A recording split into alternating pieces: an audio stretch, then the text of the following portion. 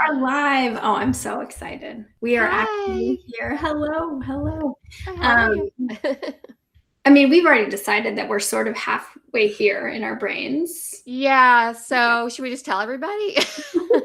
I'm Kim Tolson. I'm not even myself today. I was telling Stephanie before we hit record that I have celiac disease. We went to a Michelin star restaurant on Wednesday. I was so excited. I Googled it, like talked to them ahead. I was like, can you do gluten free? They're like, yes, we can. They serve me gluten. And what that does, if anybody doesn't know, when you have celiac disease, if you get gluten in your body, like you're like crazy, basically. So I've got total brain fog. And then I was telling Stephanie, I also had like my ovaries removed. I'll just be out there blunt, and I'm like on full blown menopause out of nowhere. On hormones, they had me on testosterone, but apparently that makes you super anxious. So anyway, I'm a total mess, and I'm just really brain fog today. And I was telling Stephanie, thank God for AI, because it's like really literally like between my business manager, my VA, and my AI, it's like running my business for me, because the last 2 months have been nuts. A lot, a But lot. that's freedom, and that's being an entrepreneur. You know, great. And then our episode is over. Thank you for joining us. Yeah. Yeah, okay, so everybody have a good day. Oh, we're so happy to Oh have my God. you. I have Thanks. I have about 3 brain cells right now too. Okay, And cool. so we're gonna cobble ours together and we're gonna have a Okay. show. Yeah. Perfect. I love it. Thank you so much for joining us all. I'm Dr. Stephanie Thrower. We are here with Kim Tolson, and it's going to be an amazing talk. Where this, Thank you. yeah, this podcast is it's kind of part podcast, part Substack Live. We don't know what it is yet, but it's becoming a thing. I like it. It's cool. And I feel like more and more what I'm doing is deep diving with people kind of about the psychology of entrepreneurship. At the heart of it, I'm like a career nerd. I'm a vocational nerd. And Yeah. I love to hear people's career stories. And I think entrepreneurial mindset is very strange, amazing, can be freeing, but also can be really difficult and Yeah. It's a curse. isolating. It's a blessing and a curse, I think. And I also happen to be talking to a lot of people who are diving into AI, and Yeah. you are very much diving into AI or have been Yes. for, I mean, how long have you been? I mean, like a month after or 2 months after ChatGPT came out, I started the Clinical AI Club for therapists, which like forced me to be on top of AI, because I was like, you guys, this is so cool, but also I've got to teach all of you everything that's happening.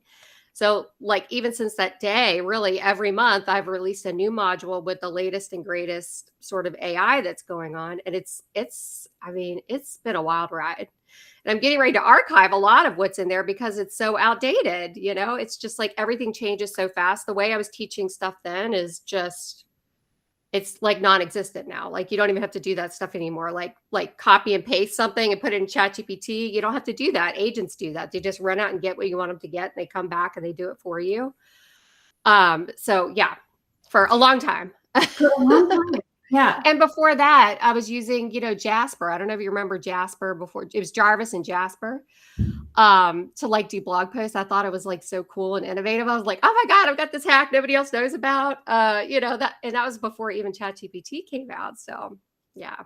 Yeah. So, and you're in such an interesting field to be teaching about AI, I think. Yeah. Oh my gosh. We could talk about that for like 3 hours. People Yeah. either love me or hate me.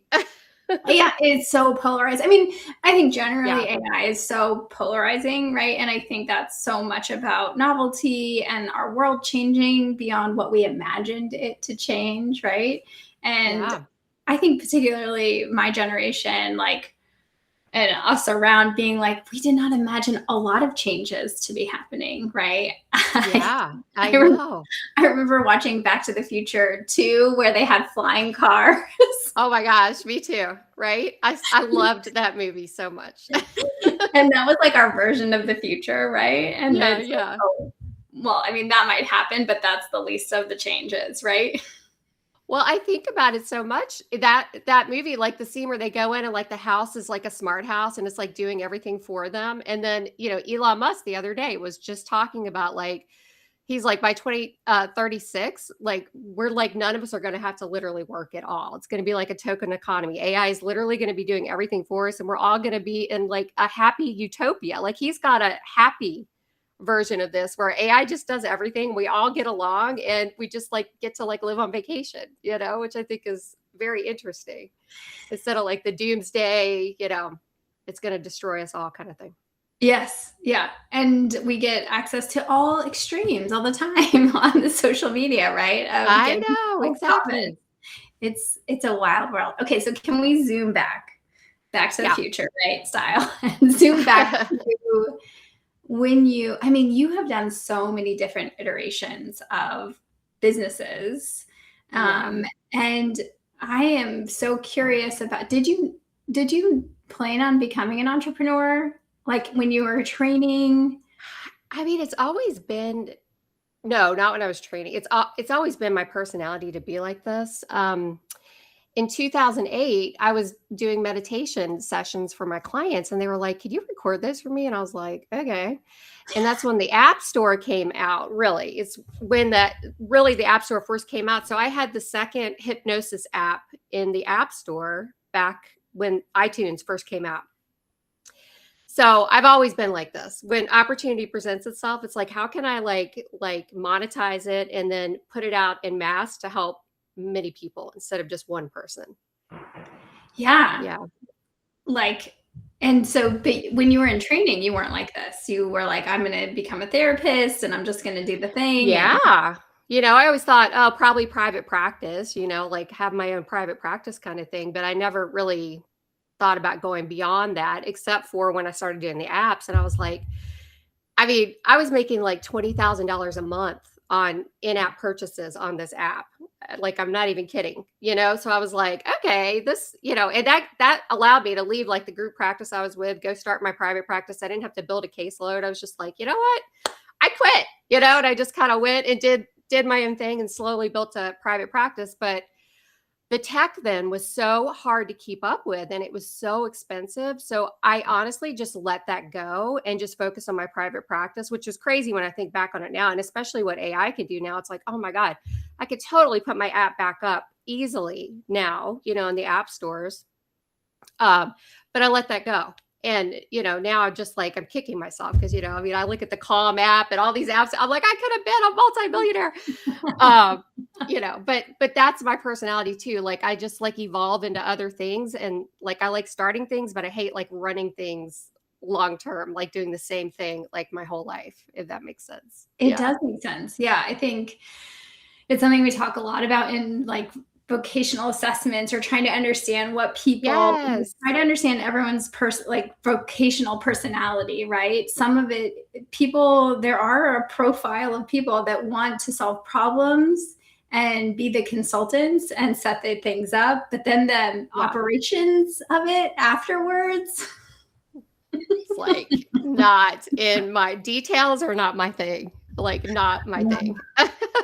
I was going for, I'm like trying to, after lots of years of reproduction and babies, I'm trying to like jog again. And by jog, I mean like a walk with a slight bounce, right? Right. Yeah.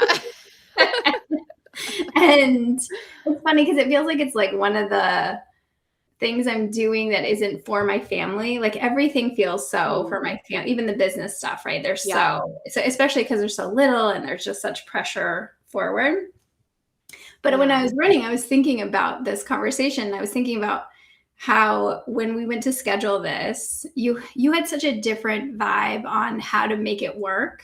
Because it was so full. You're about to go on vacation. You wanted to fit this in. And it just had such a vibe of like, yes to the opportunity. Not that like this is an incredible opportunity, but you were trying to make it work. Oh, it is. I felt like I just think there's something to be learned about how adaptive you are and like saying yes to things. And that's what I'm hearing from this app thing of being like, yeah, I can do that, right? Like I can. Yeah, that is, I don't know what that is on a vocational score, or like a psych test or whatever. It's like, what is it where you don't, that's the brain fog. I can't think of it, but it's like where you don't think, you just jump into it. Like, Yeah. high something. I can't think of the word, but yeah, Yeah. I I have mean, a I think, jumper. yeah, well, I think there's like in you're pretty connected to your intuition, I would guess, at this point of what's a yes and a Yes. no. But it Yes. also feels like it's actually too about being flexible. I think Yeah. when I was trained in, or my idea of good jobs when I was young was like, oh yeah, we will eventually have to stop being flexible. Like you do all your training and you're very flexible. Yeah. And then one day I get to sit still and do nothing, I guess. I think in entrepreneurship, it's like I never your could. I don't think I your could. yeah, Yeah. your flexibility must help you so much. Yeah, And it really does. Mhm.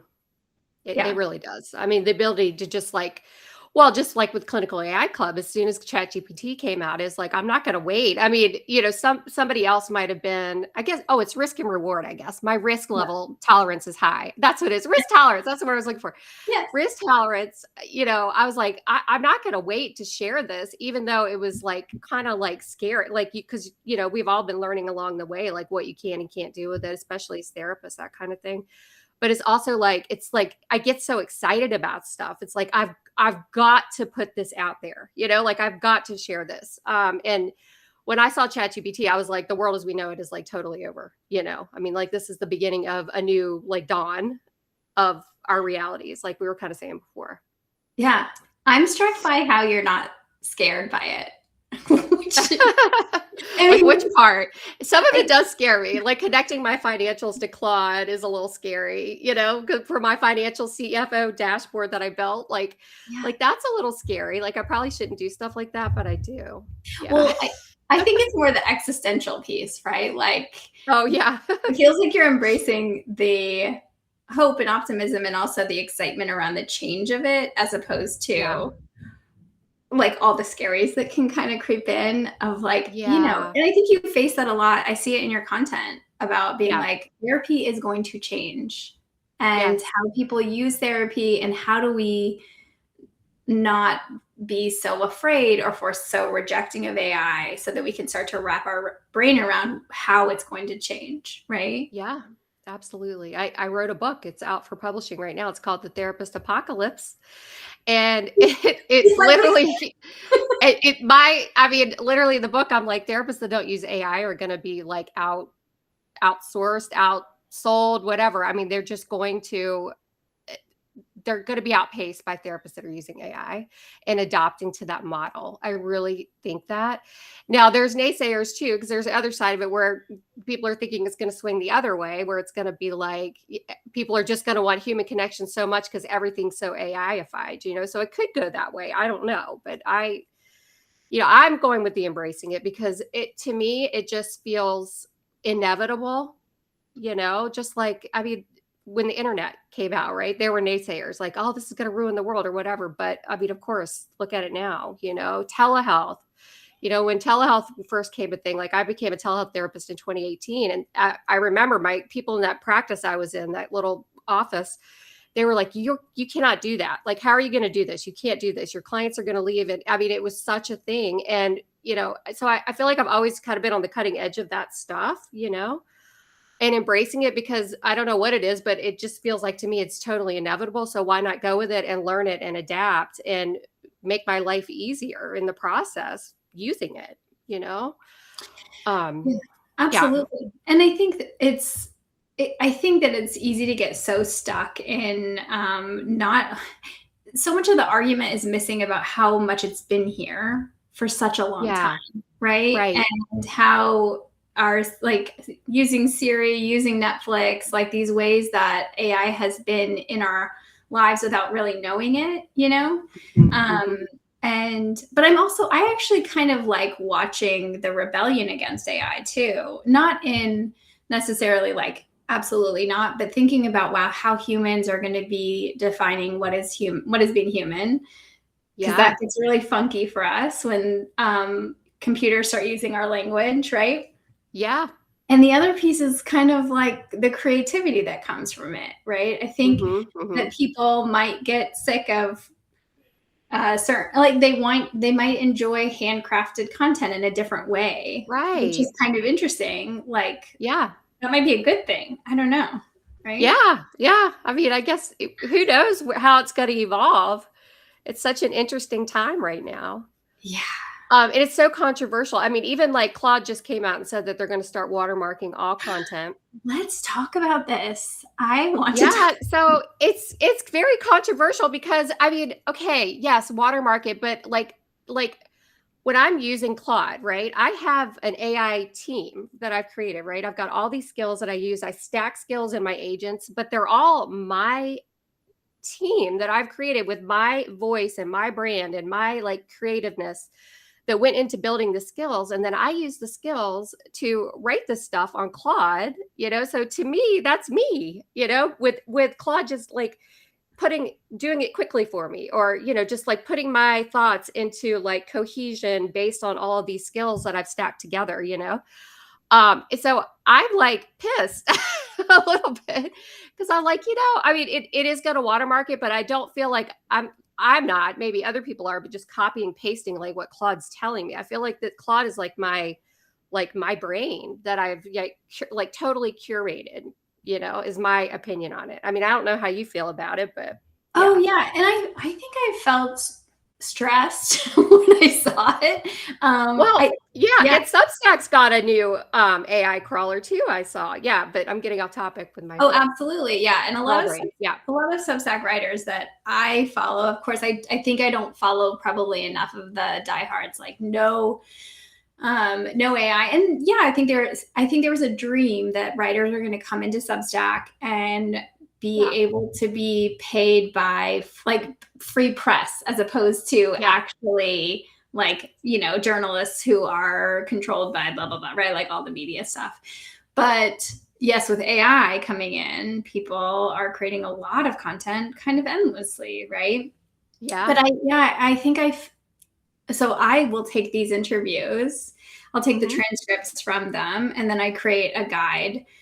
So I have a quite a bit of content that is our words, right? And my tone Yeah. captured, and all of it is, you know, after I don't know, maybe a year of training Claude and trying to even understand what my voice is, it Yeah. will help draft a guide, right? Something for me to work with, which is really Mhm. helpful for me in the writing process. And yeah, I go in and edit it, but it's so interesting that no matter what you copy paste, it's always going to be watermarked as AI content and Exactly. may influence whether or not someone wants to read it or take you seriously. And how Yeah. have you, I'm sure you have seen on Instagram that if you remove a background from a photo, that I is don't know.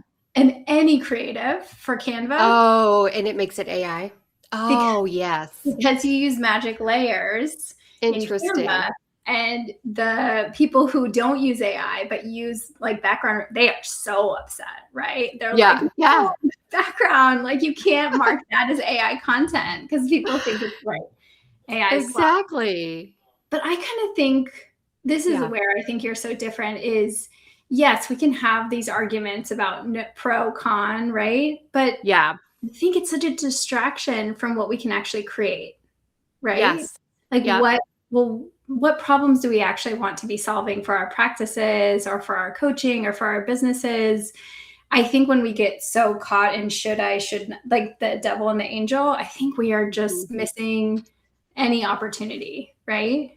Yeah. Yeah, absolutely. I feel that way. Because it makes you like resistant or it makes you miss opportunities, I think, you know, if you have that mindset. Well, yeah, it's so Uh, fear based, right? And so yeah. for you, when you're thinking about, because how long had you been so your first business, like you said, was in the meditations, but you have Yeah. so many offerings that you still offer, right? Yeah. But I think what you're probably most known for in, I don't know, like historically in my space is the traveling therapist, right? Yeah. Yeah. Mhm. Mhm. And Yep. how long have you been doing that? So, we became fully nomadic on February 2nd, 2022, 2222. And we like just put the rest of our belongings in storage and live in Airbnbs. So we've been living in Airbnbs since then, moving around. And from that, as I do, whenever I'm doing something in my life, I decide I'm going to create a product around it. So, I did it. And when I say product, I mean a way to help other people be able to do the same thing, because I was loving the freedom. And it's just so exciting to me. Like when people come into the traveling therapist Facebook group, they answer these questions and they'll say like, I'm just started. I don't even know how to do this. That gets me so excited, because I'm like, literally, they don't even know that they don't have to be in their state of licensure to see their clients. Like, they don't even have this information.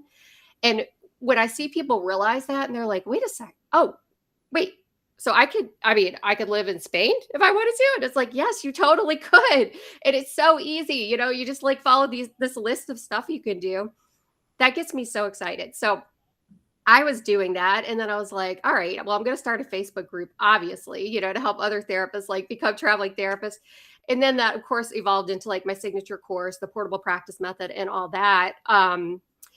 And that group has grown a lot. I mean, there's like almost 35,000 members in that group, which is just wild to me. And it's just been amazing watching people be able to do that. And it, as an entrepreneur, having such a large audience there, it opens up a lot of doors for other income streams, like with partnerships and sponsorships. And I've got a podcast that's sponsored, so there's lots of ways to get other income streams. And once you do that, once you kind of open up whatever you're doing, putting it out there into the world, people start to get attracted to that and follow you. And then it gives you a way to make more money to be able to fund the lifestyle that you want to live, Yeah. And it doesn't seem like you have shied away from building community in the process, because I do think you have multiple powerful communities that are excited, like, ones that you work more closely with, right? Ones that are just like in your Facebook groups. And of course, I've talked to so many other therapists who have traveled, who have moved out of country, right? Because of the resources that you have offered, like with your support, which is, and probably never speaking to you at all, right? That's so it's amazing. Yeah, it really is. The impact is just incredible. Like, occasionally I'll get a guest on the podcast. It'll be like I literally did this from listening to your podcast. Like, I didn't even know I was going to. And it's just like, oh my God, now they're like sitting in Thailand, like teaching yoga and seeing clients back in, the States or whatever. Like, the impact blows my mind. It really does. Yeah. And I think a lot of people are kind of nervous to hold communities, especially maybe as therapists too, because maybe there's just a lot of responsibility for everyone's. It's been tough. Like, I won't lie. It's hard. It's hard to run a Facebook group. And I have 3 main ones and then like a couple other ones that are smaller groups that I run. Yeah. It's not easy sometimes. Therapists are nice, but they're not nice. I know. Yeah. And then maybe it's a good thing. We like hold it together with our clients, and then like outside of you got a edge or whatever. You can't hold it together. Yeah. Well, how do you manage not taking it on too much, or kind of letting it go? Like finding those boundaries when you're. It's tough. There are a lot of opportunities in that group. Like, literally everybody that posts, there is an opportunity to either give a freebie or sell something to them, because I've got so many offers now, which I've done purposefully, right? It's like every time somebody has a problem, I'm like, well, I need an offer around that, right? So I'll use AI and whip something really great up. But there is a fine line between like, especially the way I've been feeling lately, like I just approved the post. Like, I just like let myself not have to take literally every single opportunity to build my email list or monetize something, so I'll just let the community like run itself for a little while, that kind of thing. I'm the only admin in there. I've got some admins, but they're just my VA or whatnot. So I'm the only admin in that group, because I've tried to have admins before, and it's just like, I don't know, it's worse. It's like trying to supervise like people that are, they're not paid. So it's like tough. But sometimes I'll just, I'll let posts sit for 24, 48 hours just because I don't feel like just like monitoring, because on top of these communities, there are always people trying to sell something to your audience that you built. There's just a lot of nuances to it that you don't really understand or learn until you're like in it. And then it's like, God, I don't even know how to handle this. Like, what do I do with this post? I have no idea. So yeah, it's Yeah, been a journey. it has. Well, I also, when I hear about everything that you offer, so much of the business advice we get is just stop doing everything, pick Yeah. one thing, right? And I think that you have a really interesting case study of a business, right? Where it's like, well, Well, actually, you don't have to. But what's your opinion on this? What's your take? so I mean, ideally, yes, you should like have the one customer, the one problem, the one solution that you do. I mean, I think that is really smart advice, unless your brain's like mine, where you can't like I can't just do one thing. Like I get so bored. Because before the traveling therapist, I had Bill Like a Boss, which is an insurance billing membership for therapists to teach them how to learn how to bill insurance. That's when I was an insurance-based provider. I was trying to be a telehealth provider. I couldn't figure out the rules around telehealth regulations. And of course, as I do, I'm like, okay, let me open a community and put this out into the world and build something around it to help others as I'm learning. Mm. But I hate insurance now. I mean, I hate it. I don't like it. I barely see clients anymore. I'm still credentialed with a couple insurance companies. I have 2 clients that do have insurance. But I didn't want to do it anymore at all, right? I don't want to do it anymore. I don't really, not that I don't care, but it's just like I don't want to talk about credentialing anymore. So my brain, I just can't stay focused on one offer forever. I just can't do it. So what I did is I hired 2 certified billers that are also therapists to run Bill Like a Boss for me. They run the free community. I still get a percentage of, anything we make from that community, but I handed that off. So Mm. to somebody watching from the outside, it looks like, oh my gosh, you do Bill Like a Boss and you do the AI stuff and the traveling therapist. But really, I'm totally out of that business now for the most part, except for like helping them market and that sort of thing. Um, because I wasn't interested in it anymore. And then the traveling therapist presented because that's what I'm doing in my life. And then the AI I'm obsessed with. So that presented. So as this stuff comes up, I just have to create. I'm just like a generator. I don't know if you know human design, but I'm a generator. So always got this motor running inside of me that I've got to like do more. I've got to create, create, create, create. So honestly, I wouldn't recommend this model to people. It's stressful. It's stressful. I've had to really figure it out, like how to do like 3 different brands essentially at the same time, but I have a team and I have my AI team and, that's helped me pretty much manage it very well at this point. Yeah. Yeah. I mean, yeah. And I think you also know yourself, right? Like Yeah. you take your own data seriously, it sounds like over time. Yeah.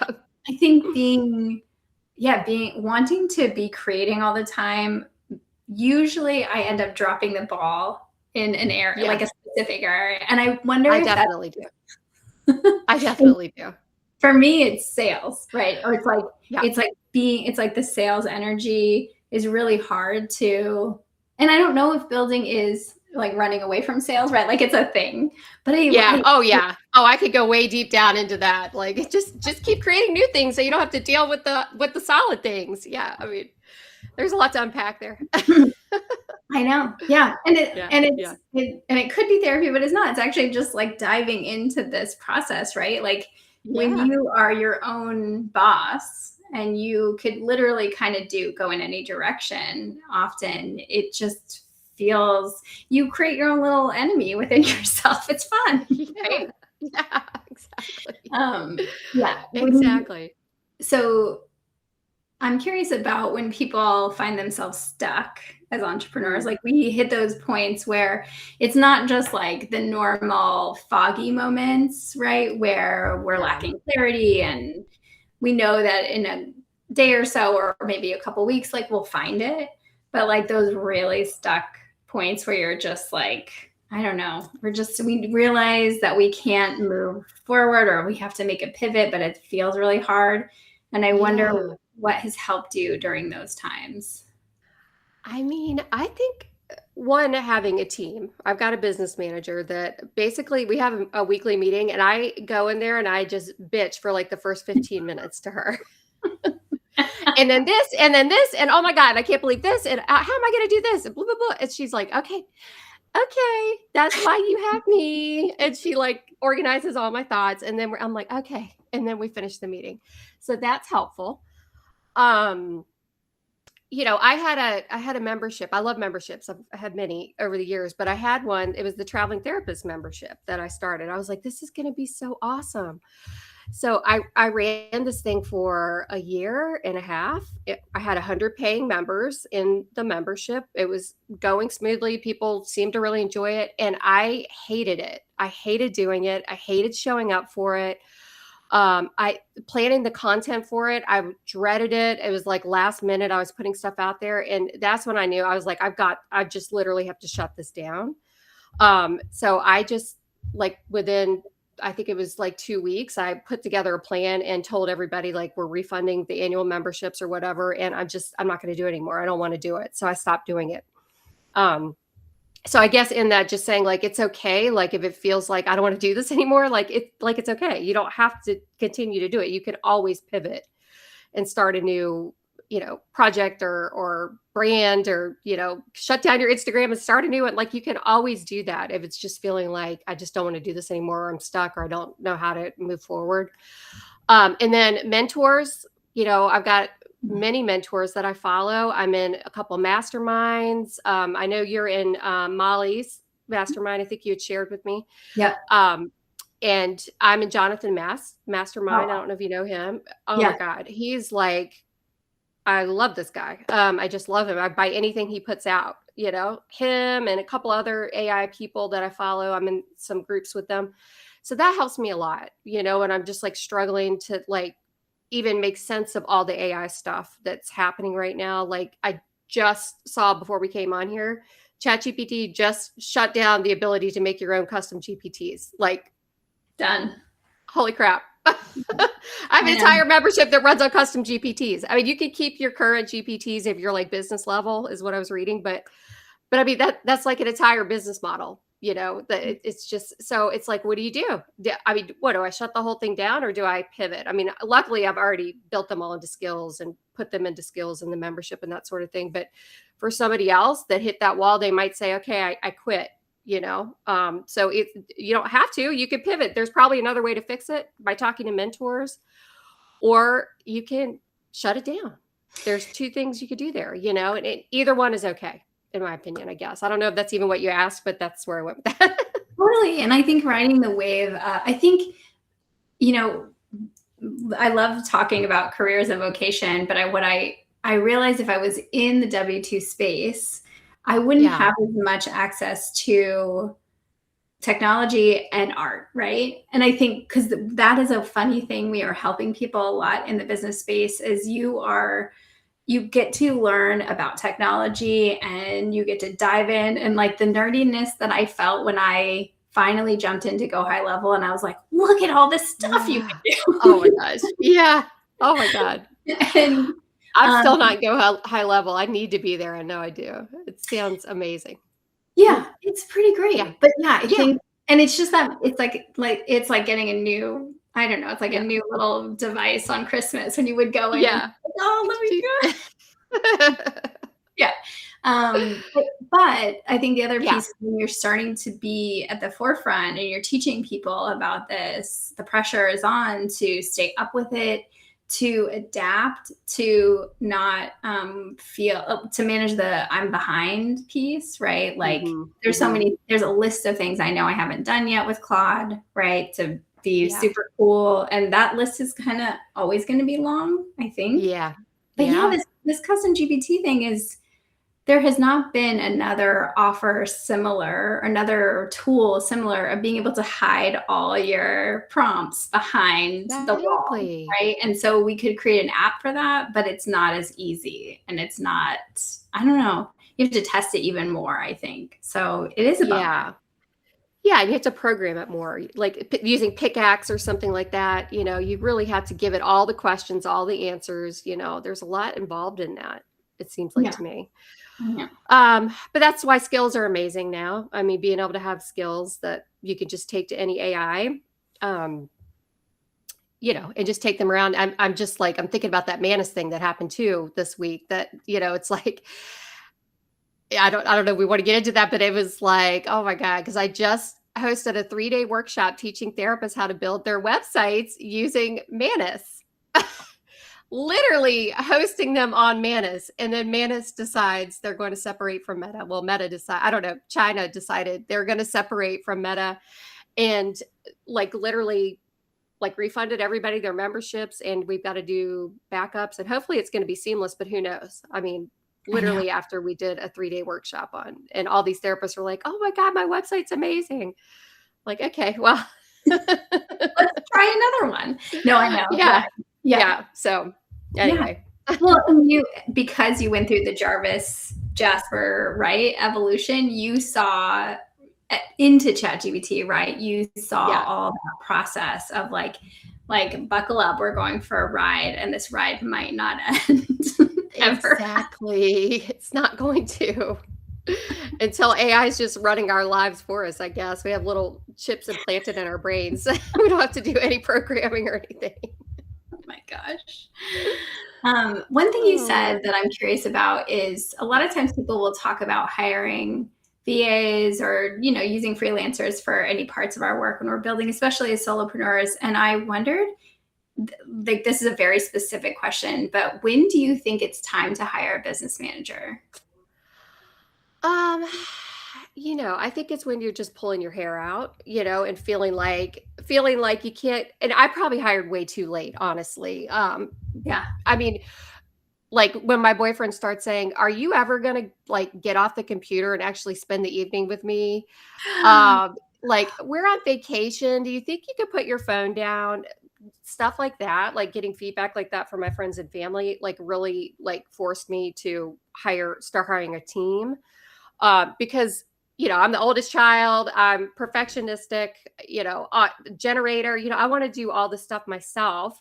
Yeah. So, it took me a bit, but now thank God, because really I've been able to scale a lot faster and do a lot more. And my VA and my business manager, I mean, they do a lot for me that I would just not be able to be operating at the scale that I'm operating at right now without them. So I guess when you start to feel burned out and your family starts complaining, it's probably time to hire somebody. Well, and I think that it's interesting too, because when you're hiring a VA, you do have to have a pretty strong sense of who you are, what you're doing. You have to have kind of that vision. And I would imagine it's different when someone has experience as an online business manager, can come in and say, well, listen, these are your options, and is kind of willing to have a little bit of that leadership mindset with you. That's a different layer. And I think it's the thing that people probably, I would imagine, do push off way too long.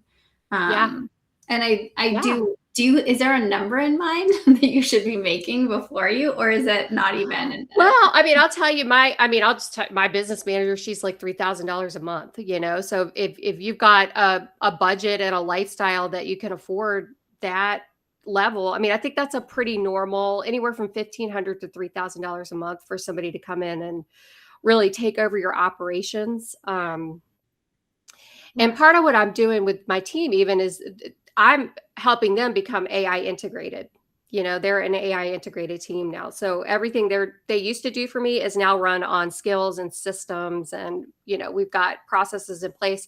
So everything runs faster because they're all doing it through AI too. But yeah, I mean, I would say if you can afford like $1,500 to $3,000, that's a good place to start for somebody that can just come in. And she helps with the business mindset too, which is really helpful. Like, I'll be like, because I want to put a new offer out every week, I'll say, well, and then I thought I should just do this too in that same meeting. And she's like, no, we're not doing that. She's like, we need 2 months to get that out. We are not doing that. I'm like, okay, all right, we're not doing that. Put it on the list. We have like a list of all the things Kim wants to do. Well, and I think but when you think about that kind of budget, a lot of times people will first go into ad spending, or they'll first go into a space of social media management. and they don't have the structures in place to even support, you know what I mean? Like Yeah, people, that's true. people in that space will really oversell. Like, Yeah, we'll bring in so many leads for you. I will, and you get burned in that way, right? very true. So yeah, I think that it's an interesting thing to think about how the ROI on having an online business manager is, Yeah.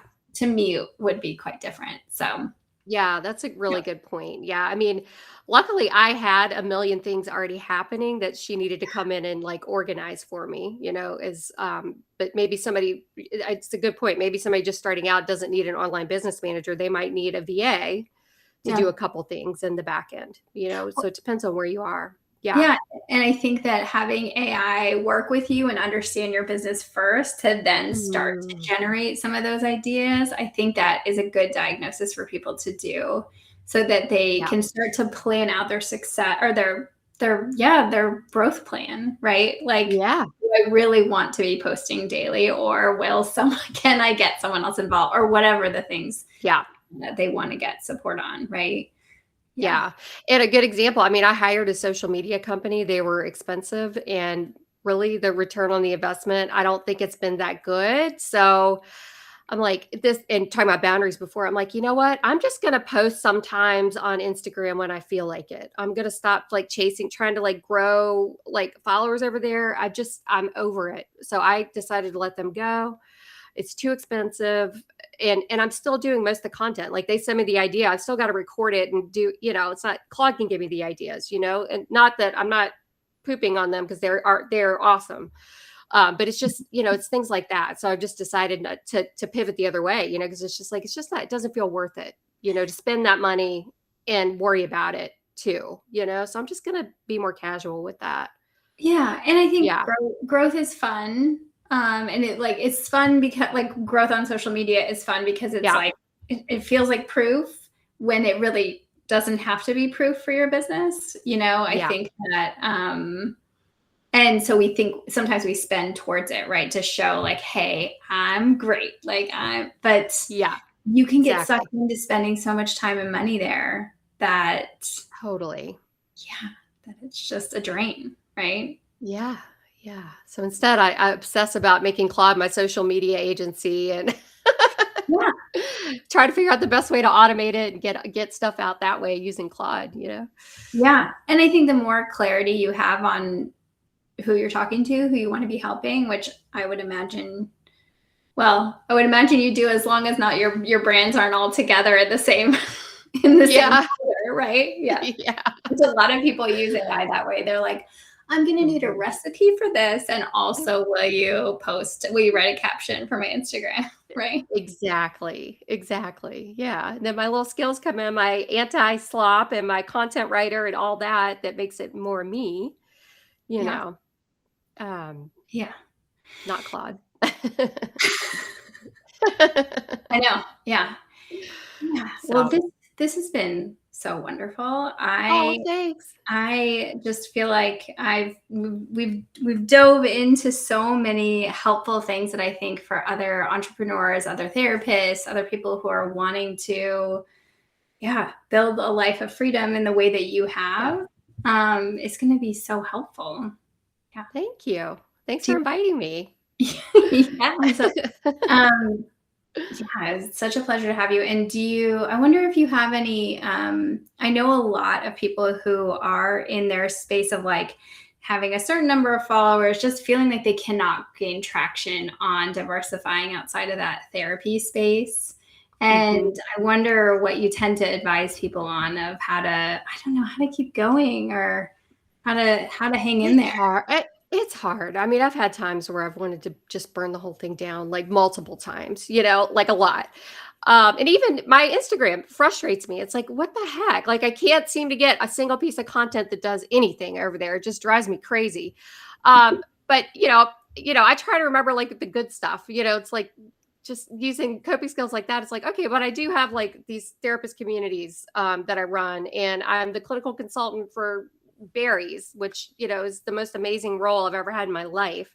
Like literally training this thing from a therapist perspective to be amazing. So it's like probably the coolest job I've ever had.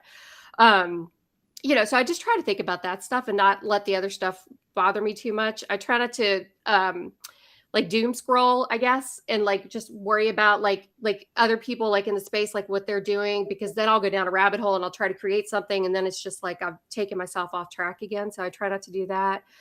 Um Trends, I think like if you're in the AI space, right? Like that chat GPT thing that just happened today, that's definitely trending right now. So I'm definitely going to make some content around that, because why wouldn't I? I mean, this is like a huge deal. The Manus thing was a huge deal. I made content around that.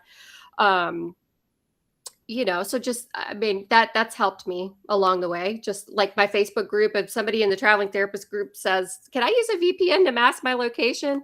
I'll be like, oh, that's a great reel for Instagram, because no, you cannot. Don't do that. So I kind of that's just, I just kind of use the stuff that's happening around me to help guide with the social media stuff. I try to keep it authentic to what I'm doing. So it seems genuine, and not trying to like be somebody I'm not. And I think that helps too, to just approach it like that. Yeah. Yeah. Yeah, I mean, I think that there just feels like no difference of talking to you. There's no performance of you, right? It does feel like Yeah. you just come on as you are. And I see Yeah. that across all your content. And I think that that makes someone, I don't know, both inspiring, but also really like, I think I can learn from this person, right? Yeah. And it feels like so much of what you're doing is just teach these like micro teaching and bigger sessions of teaching and being like, you can do this. You can travel abroad. You can use AI. Like none of this stuff is beyond what you're capable of. It's just like, we just got to go through the steps to figure it out, Exactly. You can do it. Yeah. Yeah. Yeah, that's all my brands. Like if you want to do something, there is a way to do it, is essentially. Yeah. Yeah. I think our brains did pretty good today. What do you think? I think they did, actually. I did better than I thought I was going to. I was afraid I was just going to be like, what? I know. And I think that people are going to really, really appreciate hearing from you. And there's many ways they can find you. Yeah. Where do you want to? I'm like, okay, where? I don't know. I thought you were going to tell them. No, you want me to tell them? Okay. Yeah. AIfortherapist.com is my website. I have a free Facebook group called Run Your Private Practice with AI. I have a podcast called Run Your Private Practice with AI. I'm on Instagram under AI for Therapists. Where else am I? Traveling Therapist Facebook group. I have the Traveling Therapist podcast, and the website is the Traveling Therapist. Yeah, so and we'll put all the stuff at the bottom. Okay. Oh, cool. Thank you. So that if people are like, oh yeah, I heard that thing, but then I'm just going to go click the link. And then I do a little guide. I have a little reflection guide where I pick something about our conversation and try to make a little bit like a micro guide on how to shift or change a thing or grow a skill. And so I have human prompts and AI prompts. And so people can kind of work through it like a little homework. Nobody likes homework. I got to think of a different word, but help them move away. It's like an expansion of the session or something. I don't know. Yeah, exactly. Yeah. It's like taking this and learning from it hands-on. Right. And so I will, that will come after this. I'll let you know about it. So I'll share it around too. I'd love to share that. Thank you. Thank you so much for joining me. And I hope you have an awesome weekend.